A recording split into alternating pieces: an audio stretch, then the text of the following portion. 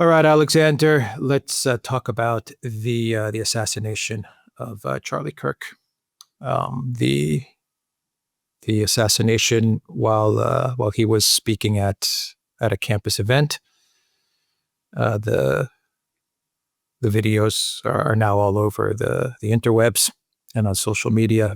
Very graphic, very disturbing videos of the assassination, the killing taking place. He was in charge running Turning Point USA. He was also a very prominent podcaster, a political commentator, and a debater, a very good debater, as well as a father of two children. Your thoughts on what happened yesterday? Well, I found it one of the most upsetting things I've ever seen. I mean, I saw the film. I didn't see it at the time. I wasn't watching it when it happened, but I saw it later. And it was, I mean, the killing was unbelievably shocking. I mean, it was absolutely horrifying. Bear in mind, over the last 3.5 years, I've seen many video films in many places which do show violence and fighting in war.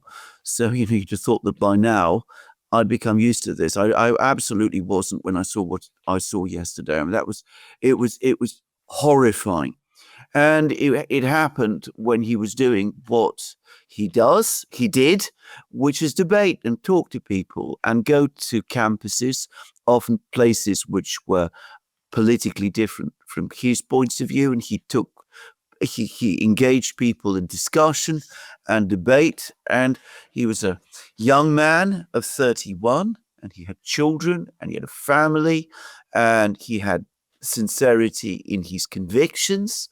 And he was, in general, as far as I could see, almost entirely, I never saw any sign of him being anything else but polite with people. He was a civil person. He was a debater, and now he's been killed.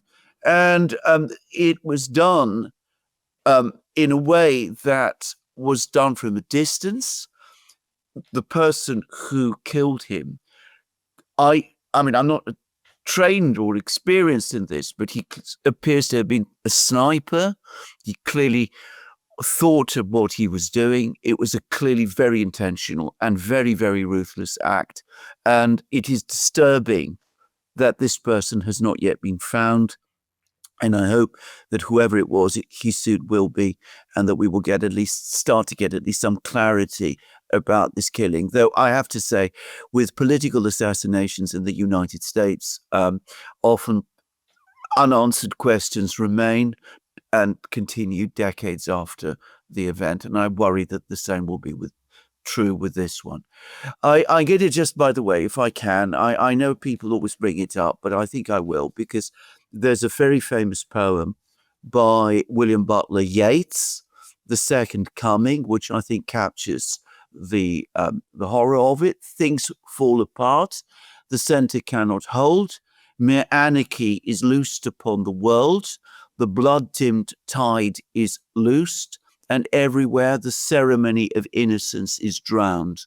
The best lack all conviction, whilst the worst are full of passionate intensity. And that, it seems to me, captures the moment. It captures the moment with this killing. You said the words political assassination. We're waiting for the investigation to catch the person that Yes. shot Yes. Charlie Kirk, Yes. that assassinated Charlie Kirk, or the people that were involved in assassinating Charlie Kirk. Yes. Because a sniper usually does not act alone. Oh, true. Um, That's absolutely. yeah. That's absolutely. How would you compare this with previous political assassinations? Well, the Martin, first thing, MLK comes to mind. The Kennedy assassinations come to mind. Charlie Kirk, once again, he was a podcaster. He was a debater. I think you could say he was a political activist, and he was connected to the Trump administration. I mean, he wasn't directly part of the Trump White House. He wasn't on salary to the Trump White House or appointed to any position. but he played a big role in getting the college youth vote for Trump in the election. And he was very good friends. It seems he was very good friends and close to Trump, the Trump family, and also the vice president, J.D. Vance. So, I mean, how does this compare given what we've seen with political assassinations? I'm thinking about the 1960s and today, in today's America. Right, there's a number of points to make here. First of all, I've no doubt at all that it was a political assassination. Even if the person who carried it out had some personal reason to kill Kirk, the way in which the killing was committed in a public space whilst he was talking and speaking to large numbers of students, in other words, in the middle of his engaging in political activity, makes this a political assassination. So I think this is one thing I think one should make absolutely clear about this. And yes, of course, he was somebody on good terms with the president. He was a very strong supporter of the president. He was part of the MAGA movement in its totality. He had connections with the vice president. I don't think there's any doubt at all that he was involved in the political movements that have been affecting and changing the United States over the last 10 years. And that is why he was killed, because we see the passions and the controversies that have been taking place in the United States over the last 10 years as the MAGA movement has grown in strength and support and won elections, and now, in the person of Donald Trump, holds the presidency. So that's one thing I wanted to say. Now, talking about assassinations of the past, I, of course, was born in the 1960s, and I remember the assassinations, some of the assassinations of the 1960s. I'm too young to remember the assassination of President Kennedy, but I remember the assassinations of Robert Kennedy and Martin Luther King. I'm old enough to remember those. In fact, the assassination of Robert Kennedy is the first political event of which I was conscious as a political event. It is where, if you like, my political journey began. So I remember that, and I remember the mood in the 1960s. And indeed, in the 1960s, there were many of the same tensions in the United States, in the world, that we see today. However, firstly, there's a number of points to say about this. Firstly, all of those political killings, President Kennedy, Robert Kennedy, Martin Luther King, Malcolm X, they did have an effect. They changed the political direction of America. If there had not been those killings in America in the 1960s, by 1970, the United States would have been a different country from the one it was, and it would have continued on a different political trajectory thereafter. So those assassinations did make a difference, but they also happened in a very, very different geopolitical time. The United States of the 1960s was far and away the biggest economic power in the world, biggest economic and military power in the world. Obviously, there was the Soviet Union, but the United States was far richer, much stronger than the Soviet Union was at that time.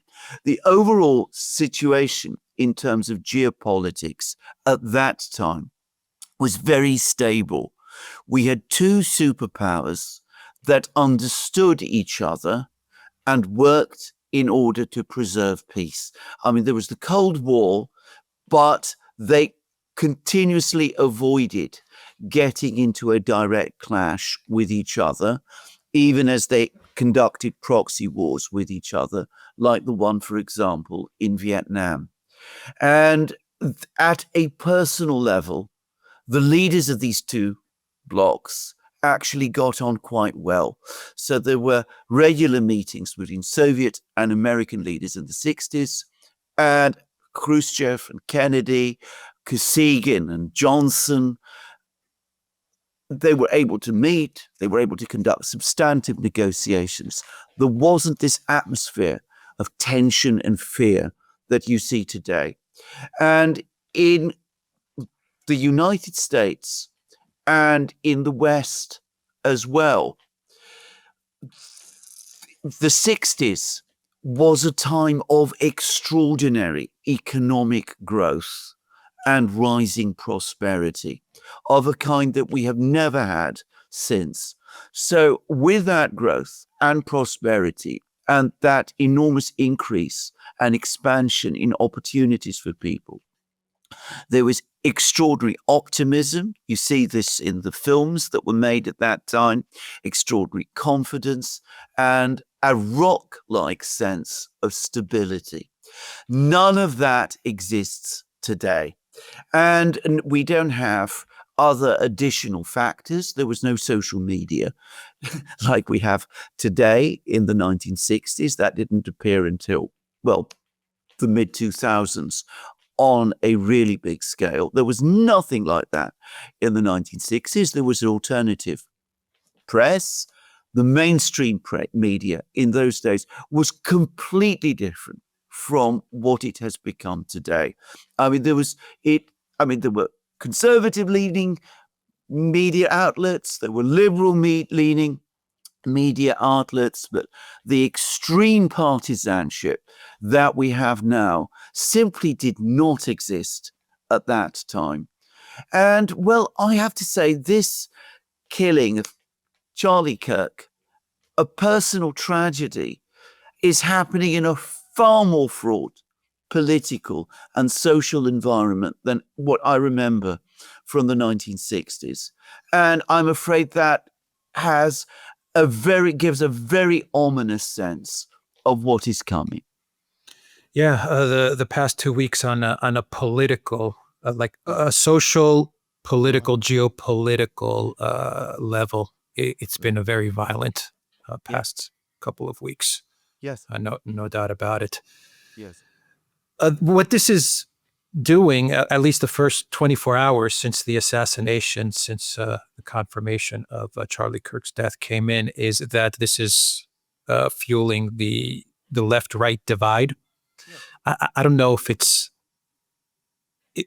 the real traditional left.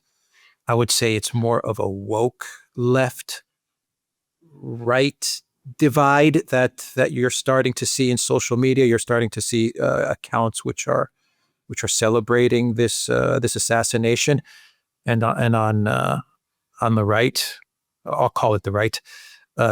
You're seeing anger. Elon Musk even posted something about this as well, where he said something about the left, and he specifically referenced the left. I don't know if this is the traditional left. I mean, you're someone who comes from the traditional left.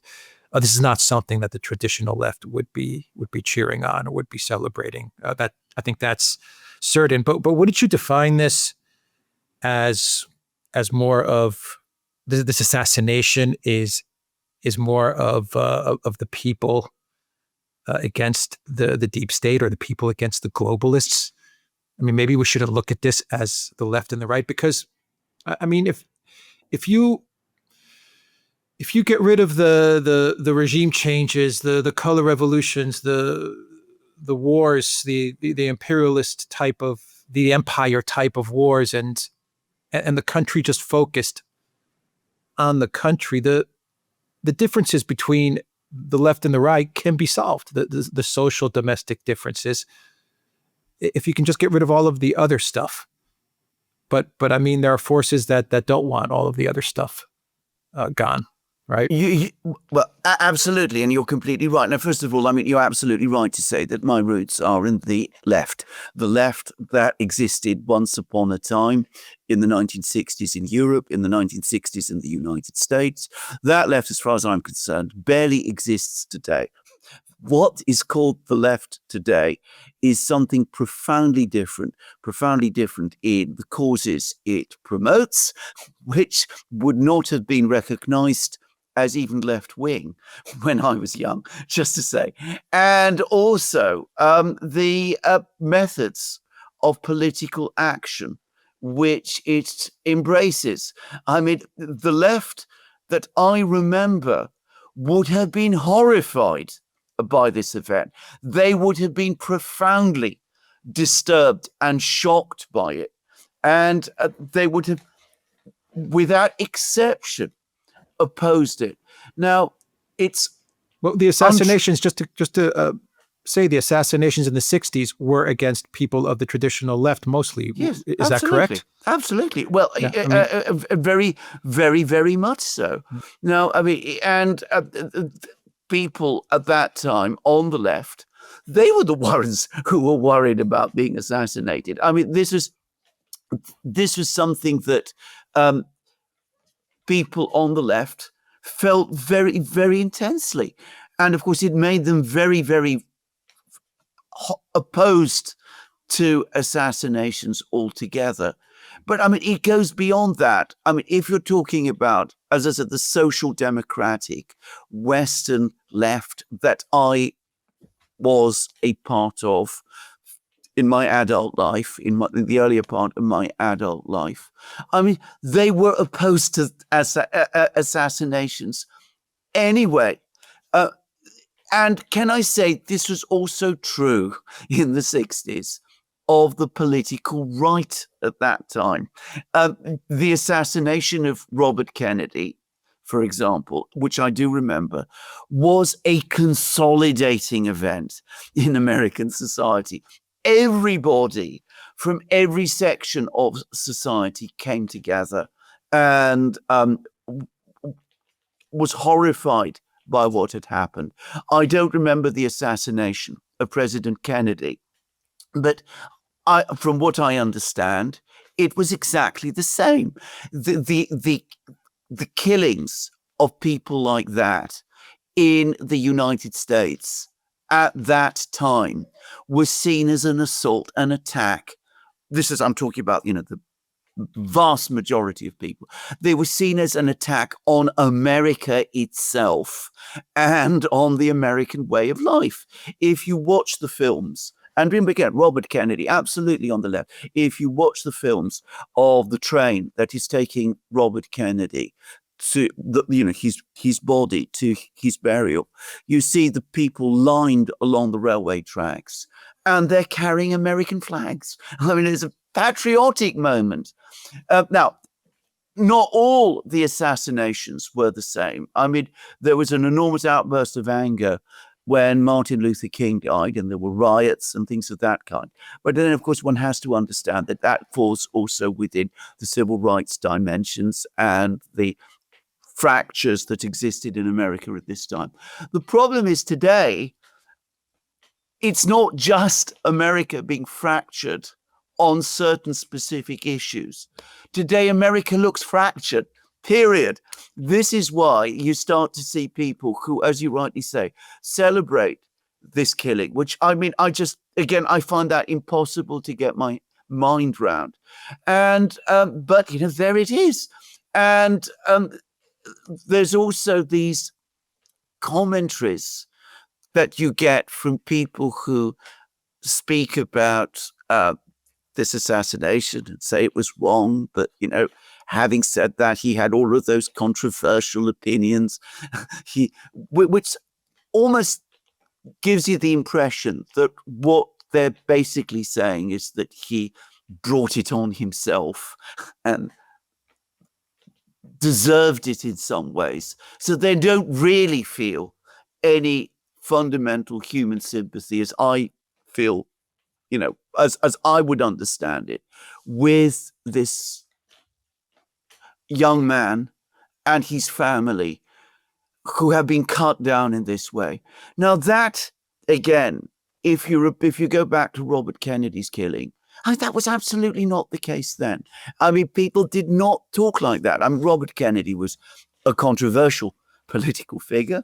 He was there were strong views both for and against him. But when he was killed, people were horrified.